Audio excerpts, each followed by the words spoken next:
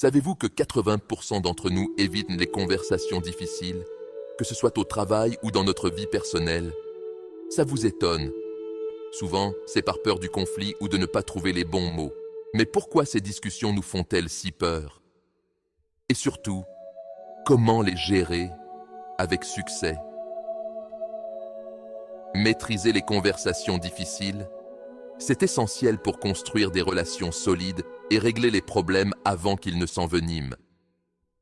Une communication efficace peut transformer une situation tendue en une chance de grandir et de mieux se comprendre. Souvent, ce qui nous freine, ce sont nos peurs. La peur d'être rejeté, d'être mal compris ou même d'aggraver les choses. Cette anxiété nous pousse à fuir la conversation ou à mal communiquer, ce qui ne fait qu'empirer la situation. On se retrouve pris dans un cercle vicieux. Plus on évite, plus le problème prend de l'ampleur. Alors, comment aborder ces discussions délicates?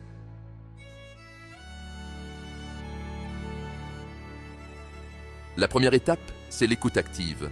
En écoutant vraiment ce que l'autre exprime, vous faites preuve d'empathie et de compréhension, ce qui apaise souvent les tensions. Ensuite, restez calme, même si les émotions s'emballent. Prenez une pause si besoin. Et enfin, essayez de comprendre le point de vue de l'autre. Avec un peu d'empathie, une confrontation peut se transformer en discussion productive. Voici une technique super utile. Reformulez ce que vous avez entendu avant de répondre. Ça vous permet de vérifier que vous avez bien compris.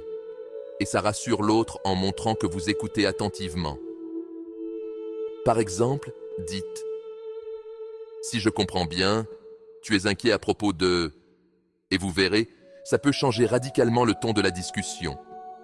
Cela vous donne aussi le temps de réfléchir à votre réponse de manière plus posée. En résumé, pour maîtriser les conversations difficiles, il faut se concentrer sur 3 points. L'écoute active, l'empathie et garder son calme face à la pression.